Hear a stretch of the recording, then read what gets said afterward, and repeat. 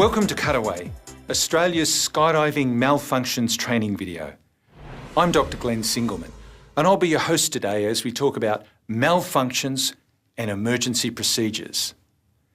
This video is designed for students preparing to take their very first skydive, together with demonstrations from Australian champion skydiver Michael Vaughan. We'll discuss the different types of malfunctions that can occur and how to respond effectively using emergency procedures. We'll also cover minor problems that can occur on opening and how to respond to these. But before we get to malfunctions, let's recap on a stable deployment resulting in a good canopy and how to identify a good canopy that you can land safely, because it's most likely that that's what will happen on your first skydive. As you now know, it's important to remember the key words and associated actions your instructor has taught you. Let's run through the key words used during deployment and good canopy identification.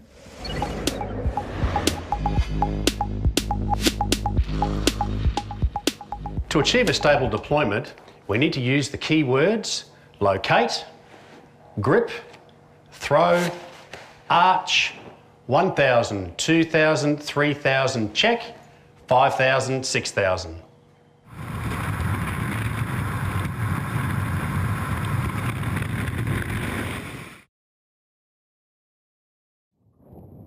Once the canopy is deployed, we go into our routine canopy inspection using the following key words: size, shape, straight, slider, twist free, toggles, 2 flares.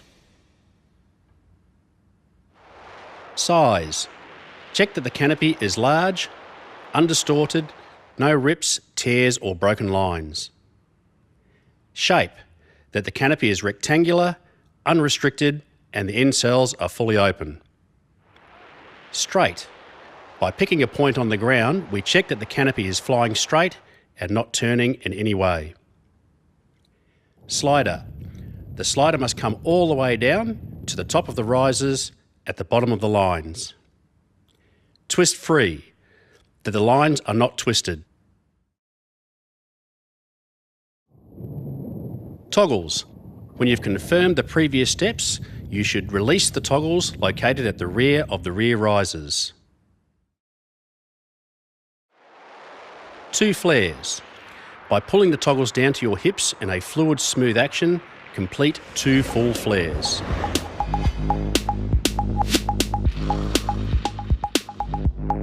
Even with a good arch and a perfectly stable deployment, it is possible for the pilot chute to become trapped in the jumper's burble, causing a delayed deployment of the main parachute. This is called a pilot chute hesitation. This can easily be remedied by turning a shoulder and exposing the pilot chute to the airflow, allowing it to catch air and deploy the main parachute normally. This is generally achieved when you check over your shoulder during your count. As discussed, a stable deployment position aids a clean and proper opening of the main parachute. An unstable deployment can cause deployment complications resulting in main canopy malfunctions requiring emergency procedures.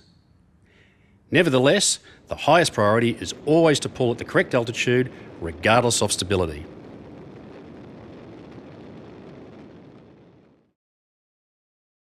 In the extremely unlikely event of a malfunction, you'll need to know how to identify a high-speed versus a low-speed malfunction. But before we cover these scenarios, let's take a look at some routine opening problems you may be faced with and how to deal with these effectively.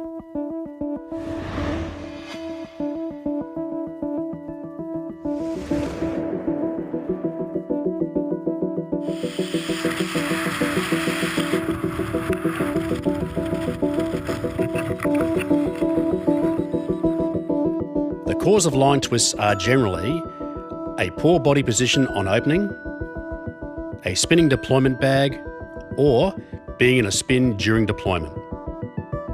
The effect of line twists is that you cannot steer the parachute. Line twists must be cleared before releasing the brakes.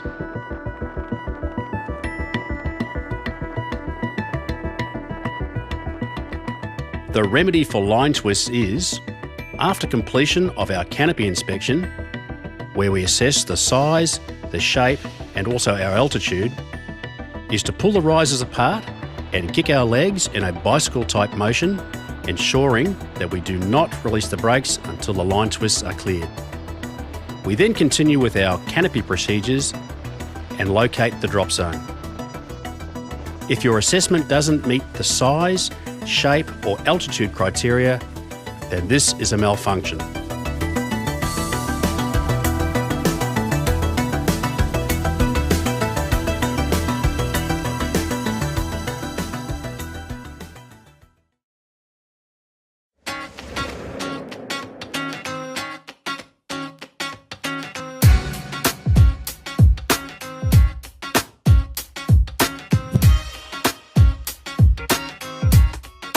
With end cell closures, low pressure in the end cells can cause the nose over those cells to remain closed.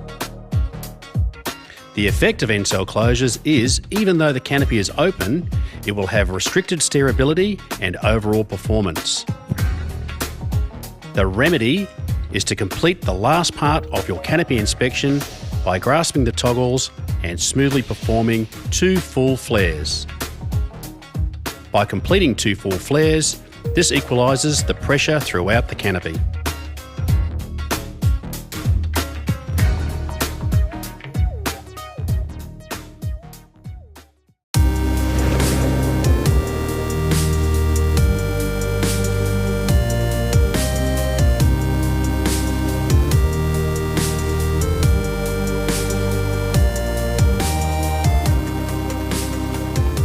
The brakes are set during packing to reduce the forward surge of the canopy on opening.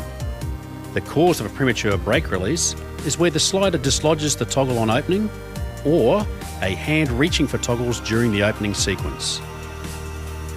The effect is your canopy will be turning. The remedy is to grasp both toggles and smoothly perform 2 full flares. This will stop the turn.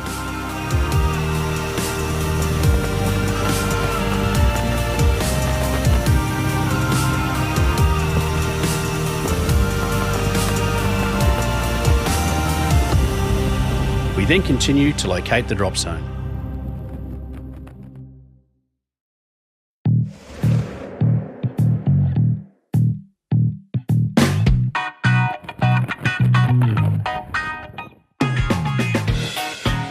The slider is designed to restrict the opening to an acceptable speed.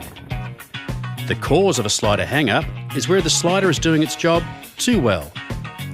It may not come all the way down to the top of the risers.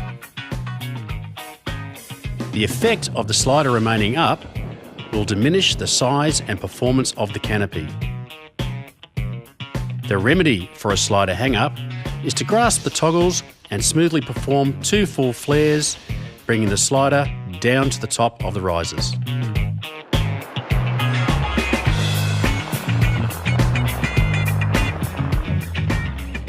And in a lot of cases for the routine opening problems, it's the magic 2 flares. And if we can resolve it, we end up with a perfectly good parachute, then it's like, thank God, I can land this one. I don't need to start going through my emergency procedures.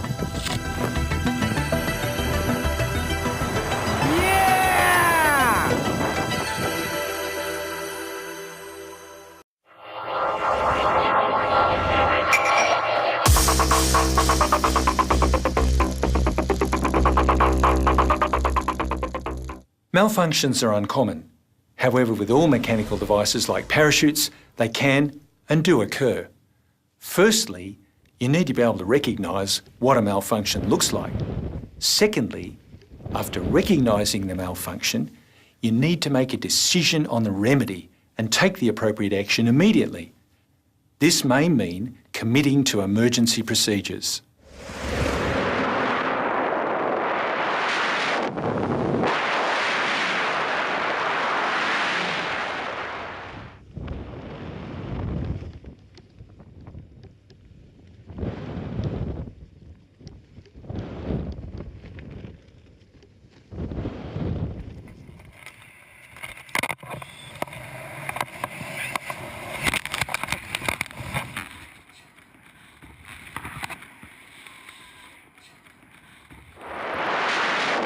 any stage in your skydiving, whether being a student or an experienced jumper, you need to make a decision. You need to firstly identify a good canopy. Now, if you're not happy with the canopy, you need to make a decision, okay? And you need to make a decision before 2,000 feet.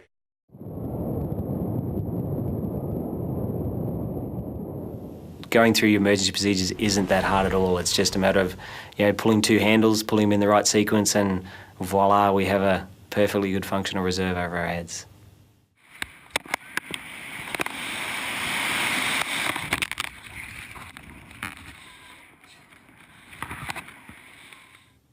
In an emergency situation, you may experience sensory overload, which can include tunnel vision and a distorted perception of time, a loss of height awareness, a loss of manual dexterity, or a freeze response, like a deer in the headlights.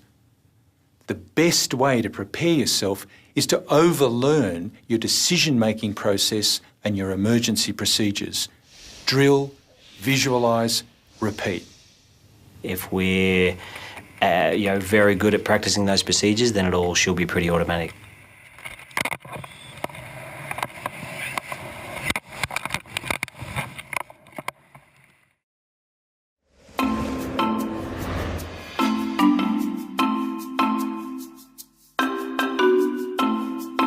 Let's recap the emergency procedures your instructor has shown you. For the DOS system, the key words are legs, look, locate, peel, punch, pull, arch. You may need to use these emergency procedures in the event of a low-speed or high-speed malfunction, so you need to learn them thoroughly. Legs. In a majority of cases, we will probably experience a low-speed malfunction. This means that we will have something above us, and this puts us into a feet-to-earth attitude. By forcing our legs back and pushing our hips forward, when the cutaway handle is pulled, we will naturally fall back into a belly-to-earth attitude. The belly-to-earth attitude will give the reserve the best platform from which to deploy. Failure to have a belly-to-earth attitude could result in a scenario where you may become entangled in your deploying reserve. Look at the red cutaway pillow. If you don't look at the pillow, when it comes time to physically grasp it, you may fumble for it. This equates to seconds, and seconds equate to hundreds of feet in altitude. It is better to take the time to look at the handle rather than chew up valuable time trying to find it. Locate. Grasp the red cutaway pillow with the thumb over the top. This will give you a good grip for the peeling action which happens next. Look at the silver ripcord handle. We look for the handle first for the same reasons we looked at our red cutaway pillow. Locate. Grasp the silver ripcord handle by ensuring that the thumb goes through the handle and the fingers lock over the top of the thumb. This method ensures a solid grip on the handle. Peel. Once both the red cutaway pillow and silver ripcord handle are firmly gripped, we then peel the cutaway pillow up in a rotating motion, separating the male and female Velcro. This action will significantly reduce the amount of strength required to pull the cutaway pillow from its pocket. Punch. Once the cutaway pillow has been peeled from its pocket, the right hand is punched in a downward motion to full arm's extent. Pull. Once the cutaway pillow is punched to full arm extent, the left hand then pulls the silver ripcord handle in a downward motion to full arm's extent. Arch. Once both arms are at full extent, we transition back to a hard arch body position.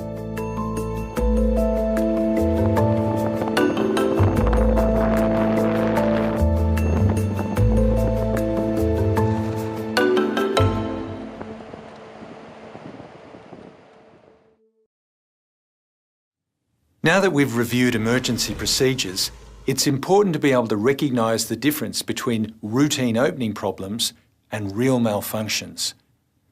There are two categories of malfunctions: low speed and high speed. Low speed malfunctions occur when the canopy has 5 or more cells open. your vertical descent rate will be dramatically reduced and you may have some limited time to assess the situation, decide and act. This compares to high-speed malfunctions where you may be travelling at terminal velocity with very little time to act. Let's look at the causes, effects and remedies for low-speed malfunctions.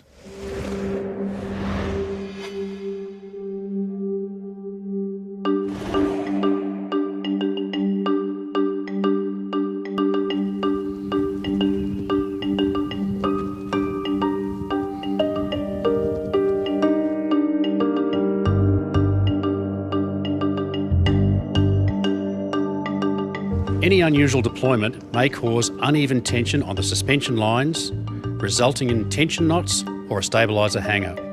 Once again, the need for stability on deployment is critical. Tension knots will affect the symmetry of the canopy, resulting in it having a higher rate of descent and the canopy rotating rapidly, causing centrifugal force. The remedy for tension knots is to grasp the toggles and smoothly perform 2 full flares. This will stop the turn and slow the canopy down. Maintain height awareness and be prepared to initiate emergency procedures by 2,000 feet.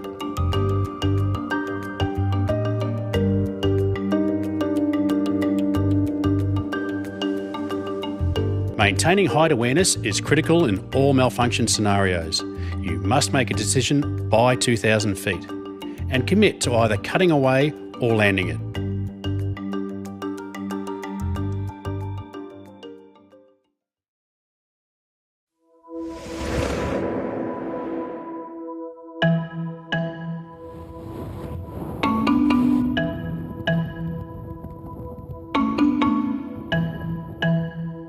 Out-of-sequence deployments can cause line-over malfunctions.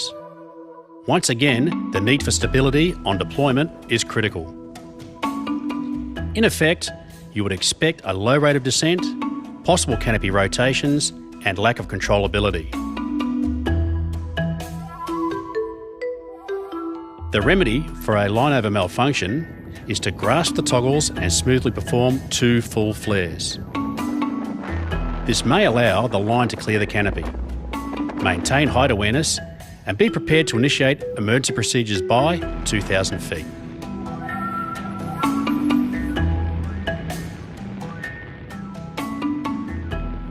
I think it can really help us with our confidence to actually go through a malfunction at some stage and have to go through our emergency procedures. It gives us lots of confidence in our equipment, gives us lots of confidence in our abilities and faith in our training and faith in ourselves.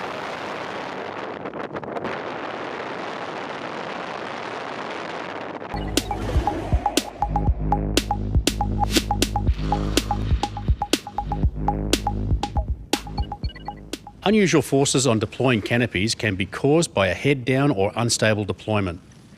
Age and sun damage can also contribute to the strength of the canopy. The effect of the tears or holes in the canopy may create an unusual shape which may be uncontrollable.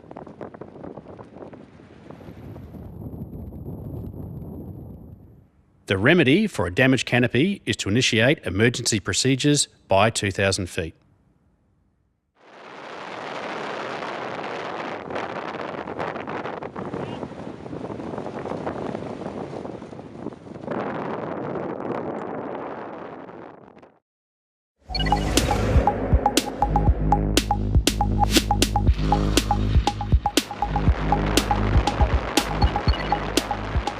Broken lines can be caused by an unstable deployment which exerts unusual forces on the lines. Line strength also deteriorates with age and exposure to sunlight. The effect on the canopy may be an unusual shape, it may be uncontrollable, and broken lines may be hanging below you.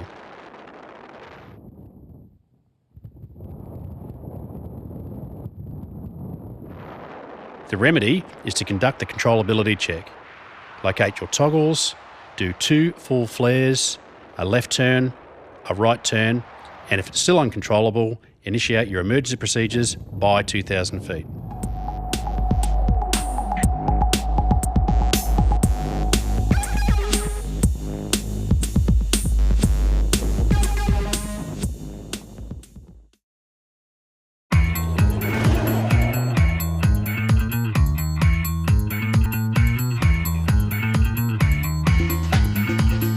A pilot chute over the nose can be caused by a fast, sharp opening. The effect is that the canopy may stall when flaring and may have limited steering. The remedy for a pilot chute over the nose is to carry out your controllability checks. Grasp your toggles, conduct 2 full flares and left and right turns. If the canopy exhibits poor handling, be prepared to carry out your emergency procedures before 2,000 feet.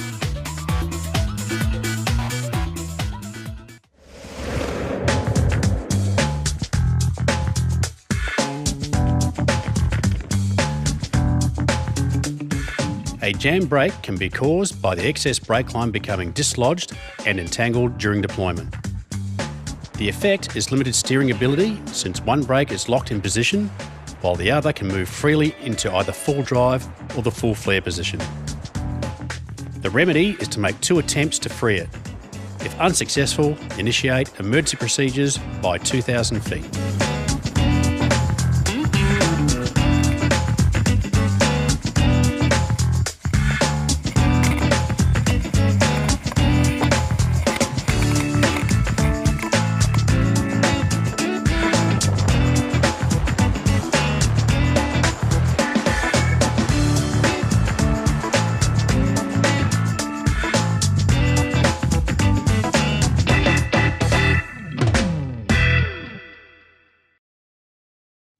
If you have less than 5 cells open, you have a high-speed malfunction.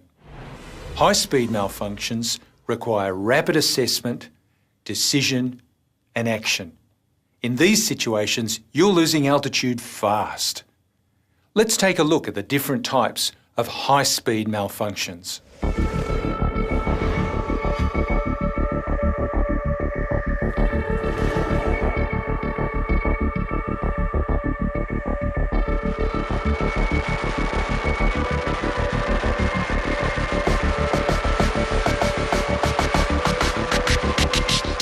The cause of a hard pull is where you cannot deploy your pilot chute on the first attempt.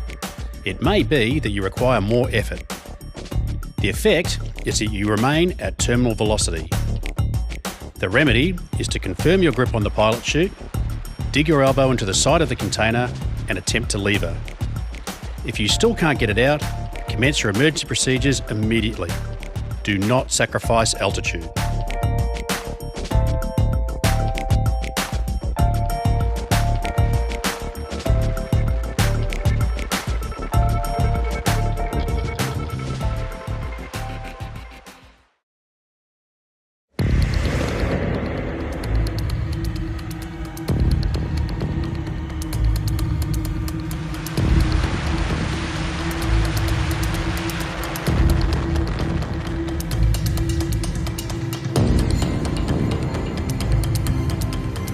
A pilot chute in tow is when the pilot chute has been deployed but failed to open the main container.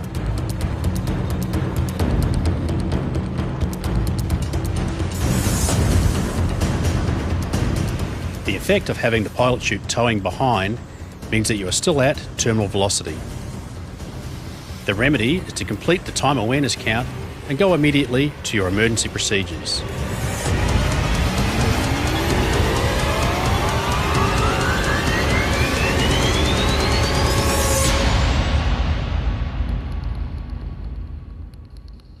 For a long time, my biggest fear was a pilot chute in tow, because for some reason, whether it's an uncocked pilot chute or it's a closing loop that's too tight or a misrouted bridle, I've got a pilot chute towing out there behind me, and there's not really a lot I can do except cut away and then deploy a reserve out past it. And if the main then comes out, then I can end up with a main reserve entanglement.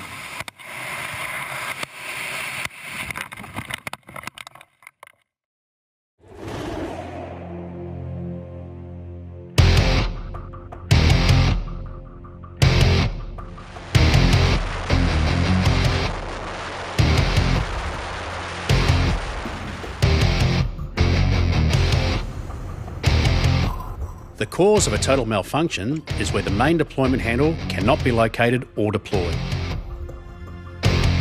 The effect is like previous scenarios where you're still at terminal velocity.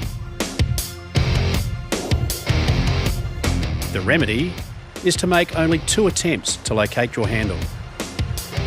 If you're still unable to locate and deploy, immediately commence your emergency procedures.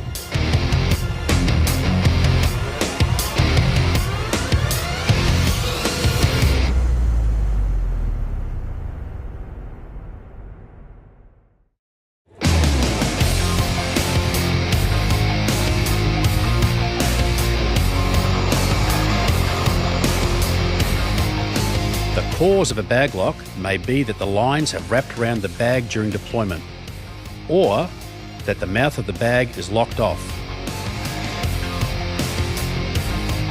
The effect is that you're still at terminal velocity and could also be in a feet to earth attitude, which increases your speed. The remedy for a bag lock is to complete the time awareness count, then go immediately to your emergency procedures.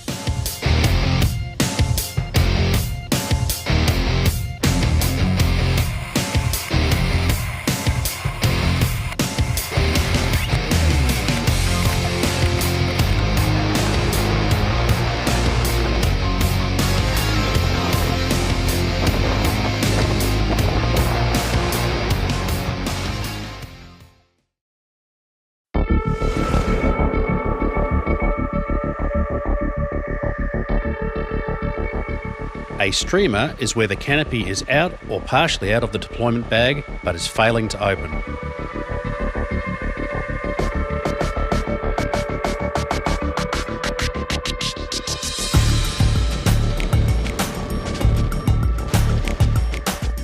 This can be caused by physical damage, uneven line deployment and entanglement, or even a slider hang-up. The effect is a feet-to-earth attitude and a high rate of descent. Also, the slider may not be visible or rectangular in shape.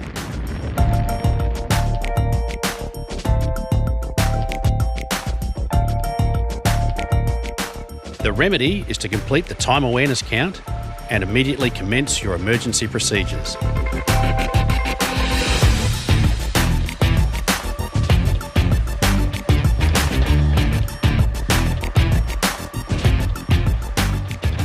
As with a bag lock or pilot chute in tow, your count will allow you to maintain time awareness in a high-speed malfunction situation. If you reach the end of your count and you're still travelling at terminal velocity without a normal deployment, you should initiate emergency procedures.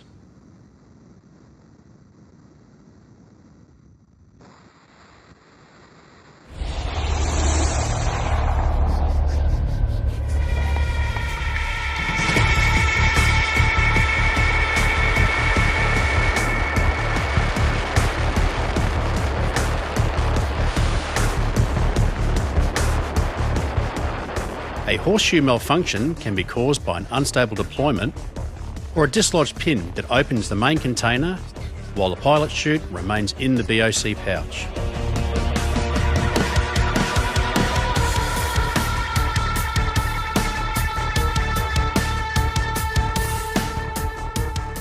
One possible effect is the bridle becoming entangled with the jumper. Another possible effect is the bag being out of the container with the pilot chute still in the BOC pouch. In both situations, you will be at terminal velocity. The remedy for both situations is to initiate your emergency procedures immediately.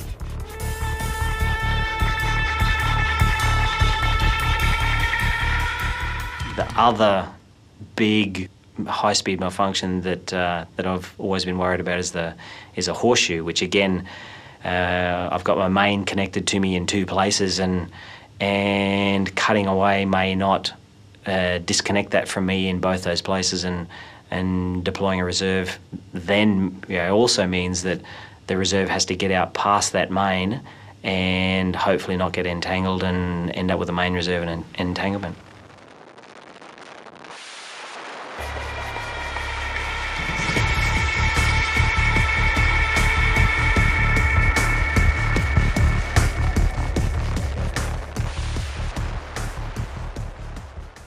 As you have seen, There are a number of high-speed malfunction scenarios, all of which require the initiation of emergency procedures. Remember, you don't have time to analyse or fix the problem. You need to act immediately. You may be faced with a situation where you have two canopies deployed. Both the main and the reserve parachutes are out of the container.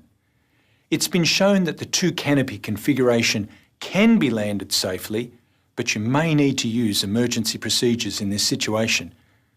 Let's have a look at 4 possible configurations.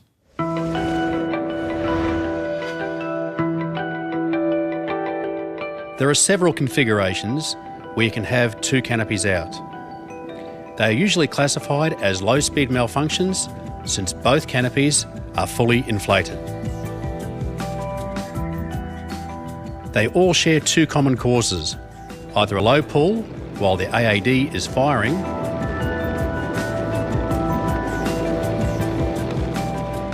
or a dislodged reserve pin, which can allow the reserve parachute to deploy as you deploy the main.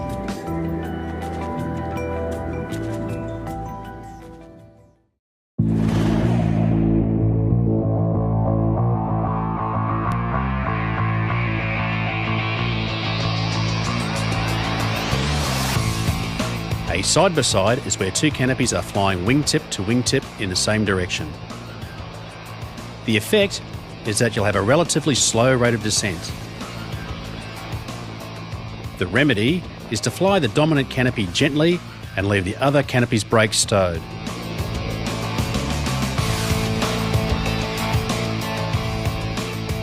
Land without flaring and do a PLR. If the canopies show any indication of separation whatsoever, then the main canopy must be cut away.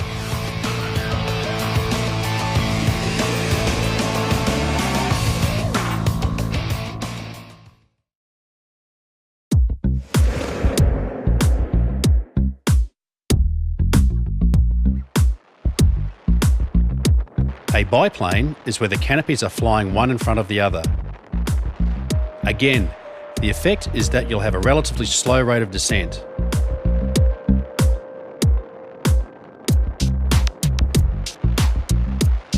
If the leading edge of the rear canopy is underneath the trailing edge of the dominant front canopy, it's usually pretty stable and can be landed safely. The remedy is to fly the dominant canopy gently and leave the other canopy's brakes stowed, land without flaring, and do a PLR.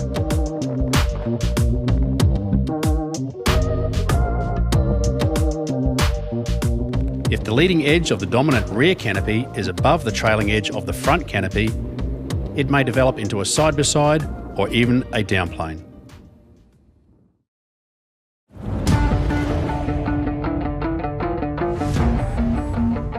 The downplane is where the two canopies are flying apart in opposite directions, with both canopies diving towards the ground.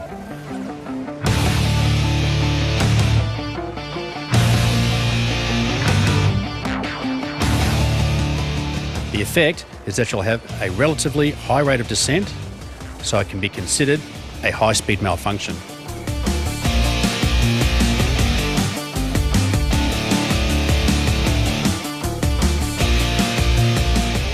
The remedy is to jettison your main parachute immediately by pulling your cutaway handle.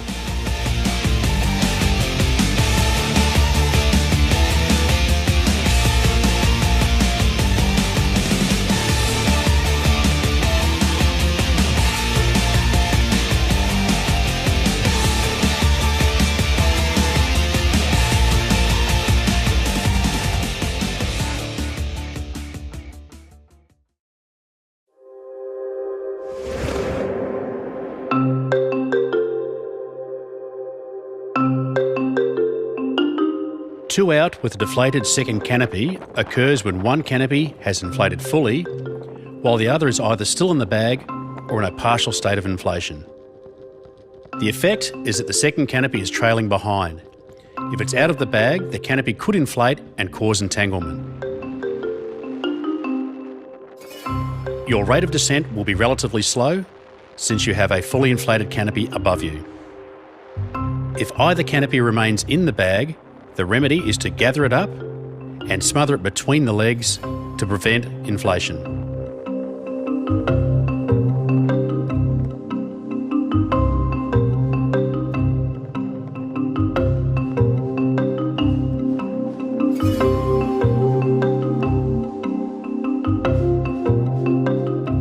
If the main canopy deploys fully, with the reserve in a partial stage of deployment, the remedy is to shake the risers to aid deployment and prepare to take action with the resulting configuration.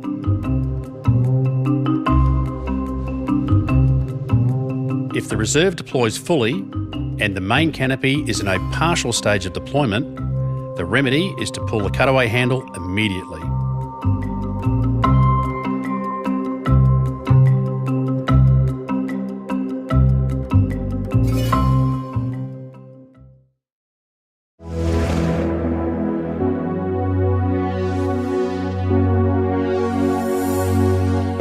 In this video, we've shown you how to identify a good canopy you can land safely and how to deal with routine opening problems.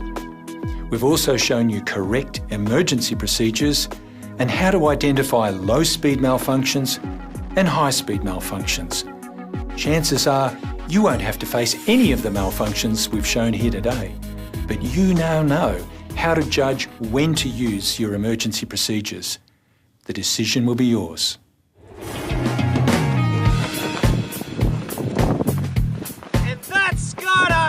Skydiving is one of the most amazing experiences you'll ever have. Your instructor has now taught you everything you need to know to pass your written exam and make your first skydive successfully. Good luck with your exam.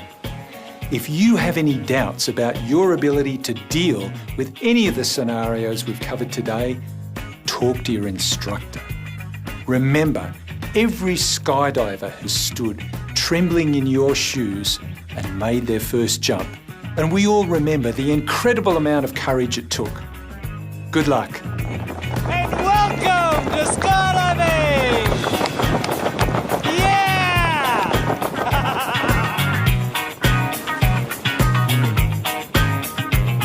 That was rad. Excellent.